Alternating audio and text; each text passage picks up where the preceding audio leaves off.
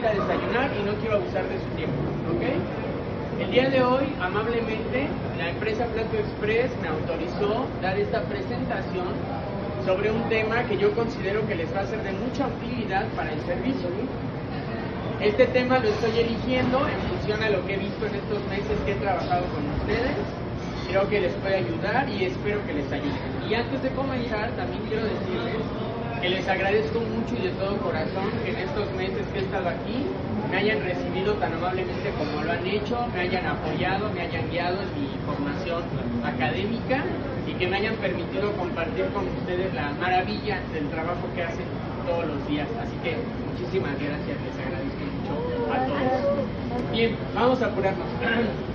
Elegí el tema de enfermedades de transmisión alimentaria. ¿Por qué? Porque he notado que tenemos un tema con los procesos, ¿no? A veces decimos, ¿por qué, Paula, nos insiste tanto con este proceso? ¿Y por qué tengo que meter esto a fuerza en frío? Y si ya lo metí 5 minutos, ¿por qué tiene que ser 10? Y es lo mismo y demás. Entonces llegué a la conclusión de que tal vez lo útil sería que conozcan de frente al enemigo al que nos enfrentamos todos los días en este asunto de la sanidad alimentaria, ¿no? Y en este caso decidí mostrarles cuáles son nuestros 4 principales enemigos, ¿no? Bacterias, virus, patógenos y hongos. Ajá. ¿Por qué? Perdón, parásitos y hongos. ¿Por qué? Porque estos 4 son los que causan realmente todos los problemas alimentarios. Las ETAs, las enfermedades de transmisión alimentaria. Entonces, comenzamos con las bacterias. Las bacterias son su principal enemigo porque son las más comunes en los alimentos. Son microscópicas, no las podemos ver. Si no llevamos a cabo procesos correctos de sanidad alimentaria, seguramente van a terminar en la comida. ¿Qué ejemplos tenemos? Gracias. Tenemos como ejemplo la famosa salmonela, ya la han oído nombrar mucho. Ajá. ¿Qué características tiene la salmonela? Bueno, para empezar se ubican los intestinos de animales y humanos, o sea, en las heces fecales. Y si las heces fecales entran en contacto con agua, contaminan el agua. A esta bacteria no le importa si está dentro del cuerpo de una persona o en el agua. Es capaz de soportar estos cambios de ambiente para llegar a donde tiene que llegar para reproducirse. Y al final recuerden que las bacterias son seres vivos y buscan lo mismo que nosotros. Ajá, ellas quieren progresar, reproducirse, encontrar alimento, una zona confortable donde vivir. Es exactamente igual que nosotros. Los alimentos más comunes donde se encuentran: huevos crudos, aves, carne de res, frutas y sobre todo nuestro amigo el pollo. Por eso el pollo tiene que ir bien cocido, bien preparado, porque si el pollo está crudo, muy probablemente contenga salmonela. Bien, ahora la temperatura de desarrollo es entre 35 y 43 grados. ¿Qué significa eso? Hay una cosa que se llama temperatura mesofílica. Se llama así a la temperatura que los humanos tenemos para estar bien. Si te sube a 37 grados la temperatura, ¿qué pasó? Estás enfermo, ¿no? Ya tienes temperatura elevada. ¿Cuál es la temperatura ideal para una persona que está sana? 35, 36 grados. Qué curioso que es la misma temperatura a la que se reproducen. Las bacterias evolucionaron para vivir dentro de nosotros. Nuestros cuerpos tienen la temperatura perfecta para que se desarrollen. Por eso es que tenemos que elevar las temperaturas de cocción y las temperaturas en línea. Si las temperaturas bajan o fluctúan, ellas se reproducen. Entonces no podemos permitirlo. ¿Qué enfermedades desarrolla? Salmonelosis, diarrea, fiebre elevadísima y muchas veces daño intestinal si no se atiende a tiempo en los pacientes. Es una enfermedad muy complicada que deja muchas secuelas, por eso se debe de evitar. Siguiente. Luego tenemos a la Escherichia coli, de esta vamos a profundizar más en un rato, pero a grandes rasgos se encuentra en el tracto digestivo del ganado e infecta sobre todo a la carne de res cuando en el matadero el proceso no es correcto y las heces fecales terminan en contacto con la carne. Ajá. ¿Qué enfermedades puede provocar? Colitis hemorrágica, que como su nombre lo indica es literalmente defecar sangre, porque muchas de las toxinas que generan destruyen la capa principal de los intestinos, lo cual provoca una diarrea terrible mezclada con sangre y daño renal. Siguiente, por favor. La Listeria monocytogenes, esta bacteria también la conocen bastante bien, Es muy común en los embutidos, quesos blandos, pescados ahumados. En conceptos es donde más se tiene esta situación de checar los embutidos precisamente para que las fechas de caducidad cuadren, porque puede haber un tema de contaminación con bacterias patógenas. Y esta provoca fiebre, dolores musculares, septicemia. Ajá. ¿Saben qué es la septicemia?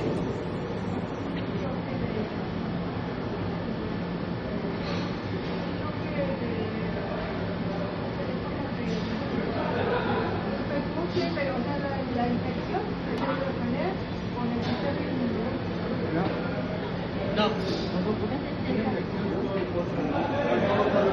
Lo que ocurre es que se infecta la sangre y las extremidades y los tejidos empiezan a descomponer, se gangrena. Esa es la septicemia, literalmente te desangras, te caes a pedazos. Una infección generalizada, es terrible. Siguiente, por favor.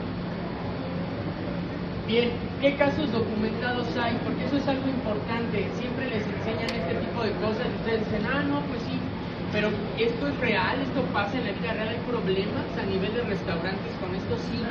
Un caso documentado fue en el 2018, hubo un brote de E. coli en Estados Unidos por culpa de la lechuga romana, estaban contaminadas con agua agua de reuso de heces fecales, no se descontaminaron correctamente, llegaron al consumidor final y hubo más de 200 enfermos en 36 estados, porque las aguas de riego llevan materia fecal, no se terminan de filtrar.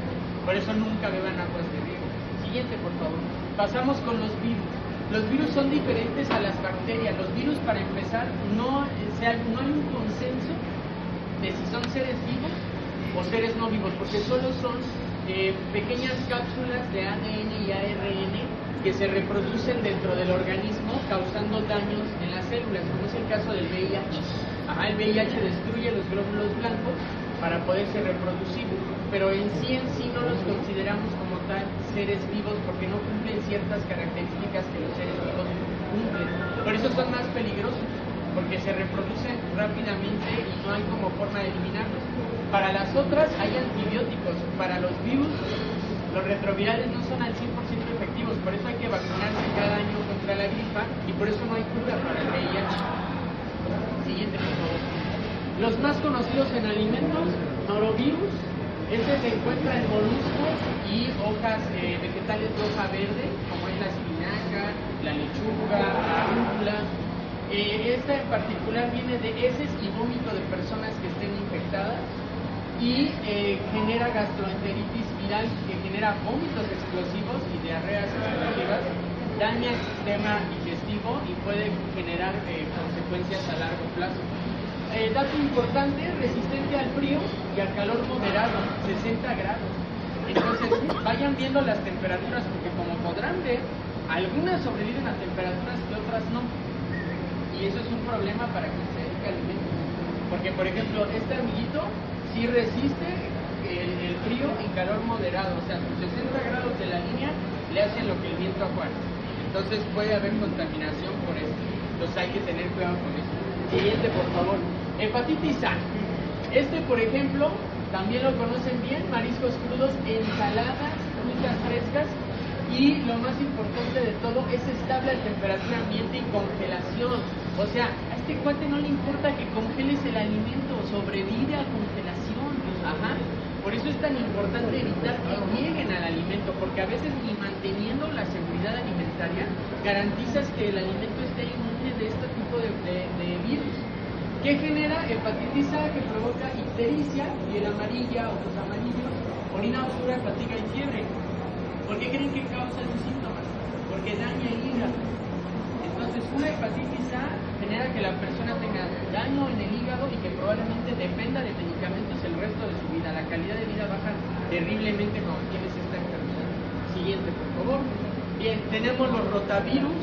Estos vienen en alimentos listos para el consumo. Normalmente se generan o se instalan en las líneas de alimento, o sea, cuando ya van a llegar al consumidor final, y se caracterizan por ser estables en superficies. O sea, estos sobreviven a temperatura ambiente, sobreviven a que los dejes sobre la mesa, no les pasa absolutamente nada.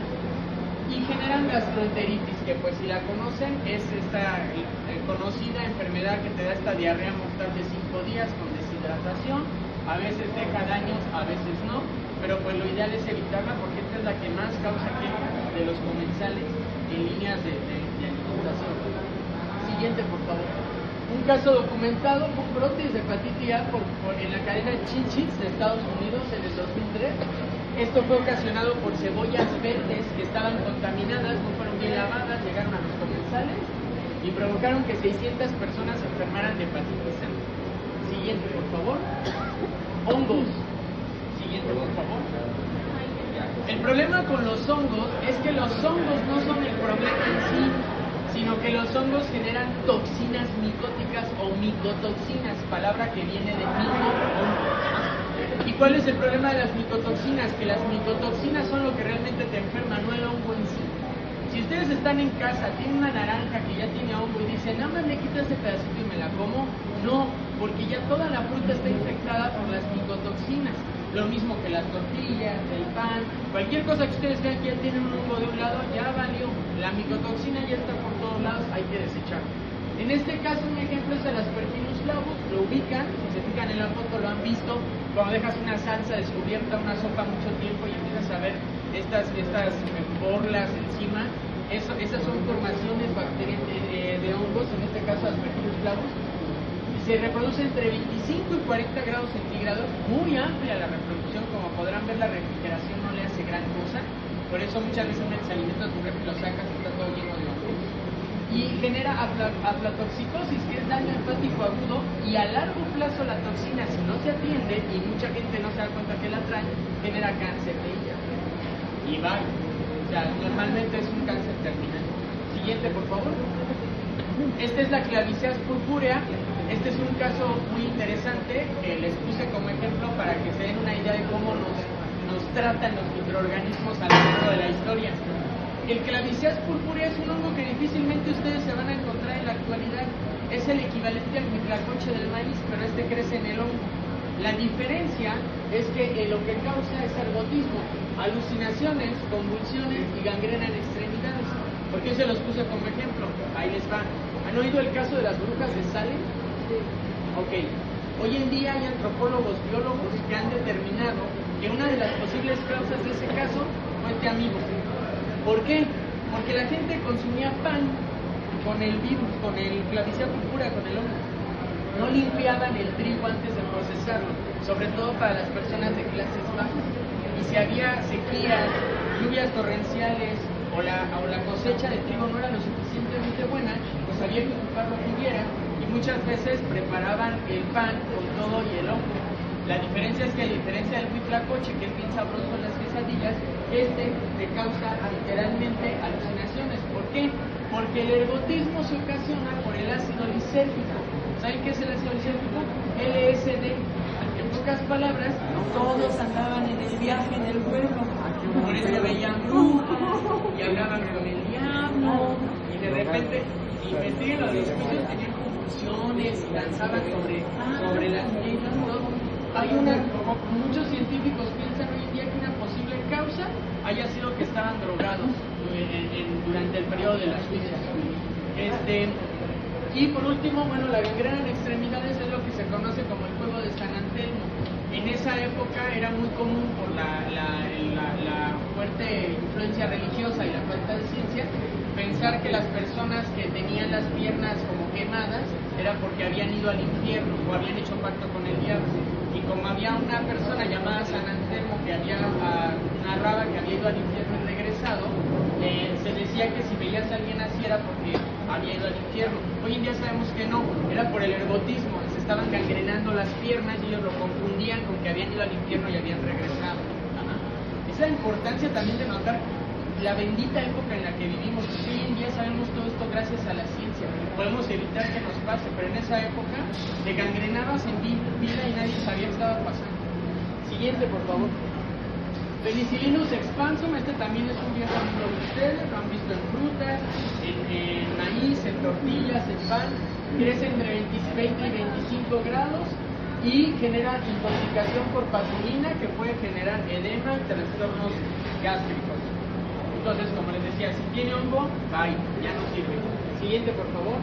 Un caso documentado fue un caso de aflatoxicosis en Kenia en el 2004 por culpa de maíz contaminado, afectó a 125 personas que murieron por insuficiencia hepática aguda. O sea, fue tal el daño del hígado que las 125 personas fallecieron.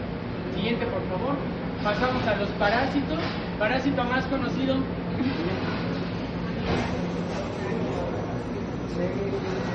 Parásito más conocido. La solitaria. Todo el mundo ubica la solitaria, los cisticercos y demás, pero hay miles, hay muchos más. Así que les traigo otros ejemplos. Toxoplasmosis gondii. Este amigo se instala en el hígado. Ajá. Genera ganglios inflamados, dolor muscular y si estás embarazada, muy probablemente abortes. ¿Qué tiene este? Este muere a más de 66 grados centígrados. O sea que a veces tu temperatura de línea no es suficiente para matarlo, solo es un sauna para el cuate. ¿Qué otra diferencia tiene? Estos son parásitos, no son microorganismos, son organismos ya multicelulares más complejos. Se reproducen, comen, necesitan periodos de descanso y tienen fases reproductivas, a diferencia de los microorganismos, los virus o los hongos. Por eso es importante que vean la diferencia entre los cuatro, porque no son lo mismo y los métodos de seguridad no afectan igual a todos. A algunos no les pasa nada con los métodos de seguridad que se ocupan. Siguiente, por favor. Este es el Anisakis simplex, este gusanito, pueden buscar los videos en YouTube, lo van a ver cómo sale de la carne de pescado cruda y se vuelve a meter, son millones de gusanitos blancos. Ajá. ¿Quién ha comprado pescado en supers? En supermercados. ¿Viene congelado o fresco? Congelado. ¿Por qué creen que viene congelado? Ya es de rato, ¿no? Porque es la única manera en que la industria puede evitar que no te lo comas. Este amiguito muere a menos de 20 grados, o sea, si no congelas el pescado y lo usas para un sushi, muy probablemente te comas al gusanito. ¿Y qué genera? Dolor abdominal agudo porque se mete en el músculo, en la fibra muscular del abdomen y ahí vive, y te come literalmente de adentro para afuera. Y también genera alergias. Hay personas que han muerto por choques de alergia por consumir este tipo de alimentos. Siguiente, por favor. La Gardia duodenalis, con esta nos vamos rápido, genera diarrea grasa. Esta es resistente al cloro. Ajá, así que el cloro no le hace absolutamente nada. Hay que utilizar otros métodos como elevación de temperatura o acidificar el medio para que puedan morir. Y además viene en agua no tratada, hortalizas regadas con aguas negras. Siguiente, por favor. Un caso documentado fue la ciclospora en el 96 en Estados Unidos y Canadá. Por culpa de frambuesas frescas que venían de Guatemala y estaban contaminadas, afectó a más de 1.500 personas.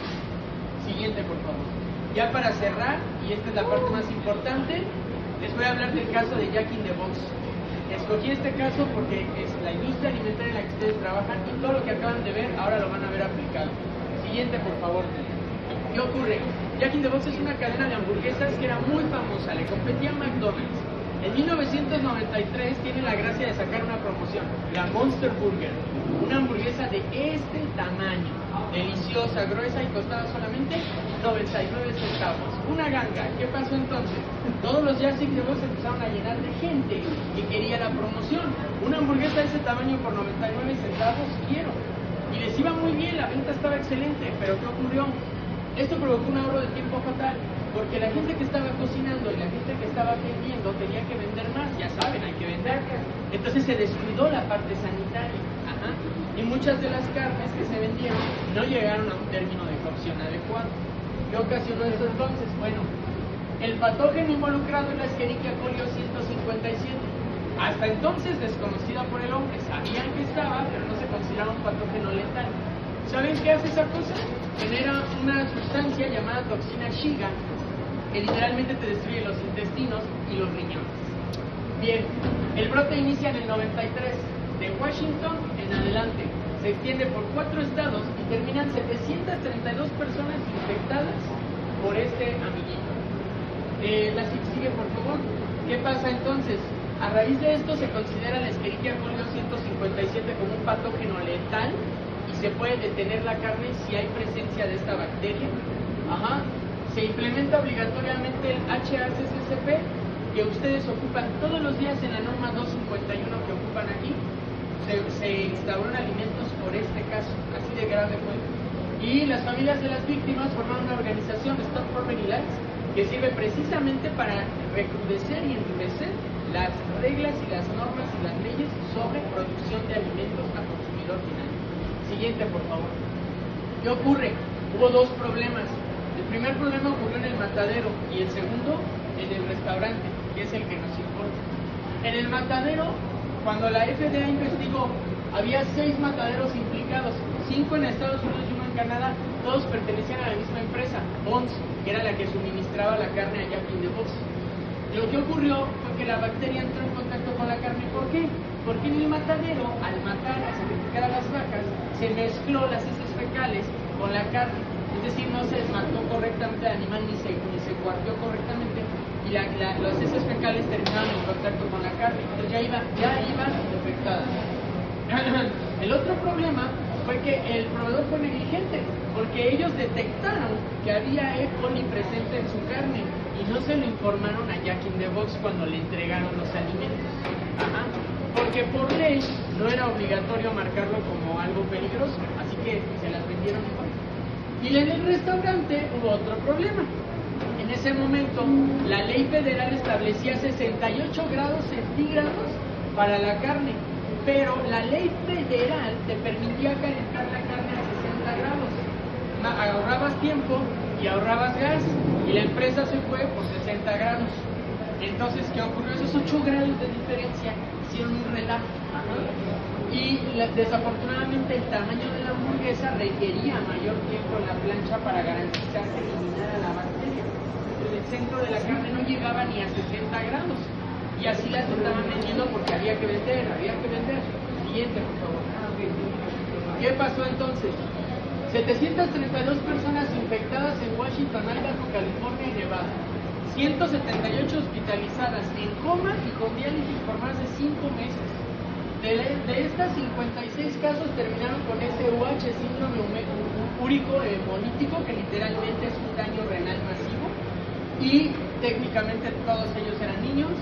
Secuelas permanentes, 21 personas quedan con daño renal, muchas requiriendo ya definitivamente para poder vivir un trasplante de riñón, daño cerebral y ceguera de por vida. Y finalmente, 4 víctimas fatales, todas niños menores de 7 años, que lo único que habían hecho era ir con su papá un fin de semana a comer una hamburguesa allá en México. Ahora, el problema de esto, como nota trágica, es que una de las víctimas fatales ni siquiera comió la carne.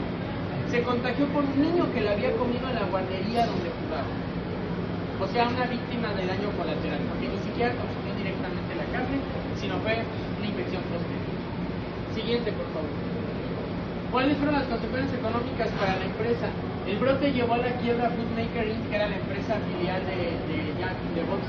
Pagaron $160 millones en pérdidas y daños. Se fueron abajo sus acciones, 30% cayeron en menos de... Esta cosa le competía a McDonald's y desapareció en un mes por el daño que ocasionó a su reputación esta situación. Demandas y acuerdos, más de 50 millones en acuerdos legales, 15.6 millones entregados solamente a la familia de una víctima, Brian Kinner, que necesitó trasplante de riñón posteriormente y era menor de edad. Y el cierre de locales que cerraron temporalmente las sucursales y más de 200.000 hamburguesas desechadas porque probablemente también sean contaminadas, ya que pertenecían al mismo lote. O sea, fue masivo. Los que sean menores de 30 años nunca no lograron Jack in the Box. Los que estén arriba de 30 probablemente llegaron a ver un Jack in the Box en los 90s y en los 80s aquí en México. Hoy en día solo queda uno en Idaho, que era la matriz central y que fue el que sobrevivió, pero toda la cadena, todo el monstruo que era corporativamente desapareció por este asunto. Ya no hablemos de las vidas humanas, ¿no? ¿Cuál fue el legado para la industria? Para sobrevivir, Jack in the Box contrata al Dr. David Teno, que era importante, y él diseña el primer sistema de seguridad alimentaria que implica el punto de control crítico, que es el que ustedes ocupan. O sea, a raíz de este caso fue que esto se empezó a implementar a nivel legal en todos los restaurantes del mundo. El HACCP, si han leído la 251, verán que es la base de la 251 es el HACCP. ¿Qué puntos de control crítico tienen ustedes, por ejemplo? Temperaturas. La medida de las temperaturas es para garantizar que efectivamente estemos alcanzando la temperatura para eliminar los patógenos. Ese es un punto. Otro punto, la limpieza corporal, el uniforme, no ingresar alimentos a la línea de producción, no utilizar los mismos instrumentos para cortar crudo que para cortar cocido, cortar carne que vegetales. Parece algo obvio, pero todo eso se instauró por ese tipo de situaciones y por eso es importante mantenerlo. Otra cosa es que se aprueba la prueba microbiológica en el 157 y ahora es ilegal que el alimento lo traiga. ¿Por qué es importante eso? Antes de eso la industria vendía la carne con esa bacteria porque la responsabilidad por ley era del consumidor final. Si tú no cocías bien la carne y te enfermabas era tu bronca, porque dábamos por hecho que tú ya sabías que la traía. Gracias a estos sucesos se obliga a la ley a recrudecerse y a que las empresas no se pasen de vistas y, si ya lo traes, no lo puedes vender.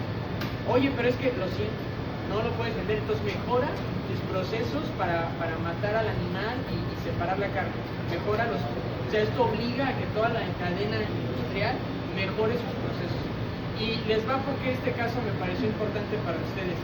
Si cometen un error en el almacén y entra una carne que está contaminada, que fue lo que le pasó a Jack in the Box, ¿qué garantía tienes tú como Plato Express de que no es tu responsabilidad si tu proveedor no te está informando lo que ocurre? Y si a eso tú no haces correctamente los procesos, terminas matando a 7 niños, 4 niños o arruinándole la vida a alguien que solamente fue a comer con su familia y que no esperaba que le pasara esa tragedia. Entonces, visualicemos la importancia de los procesos de higiene.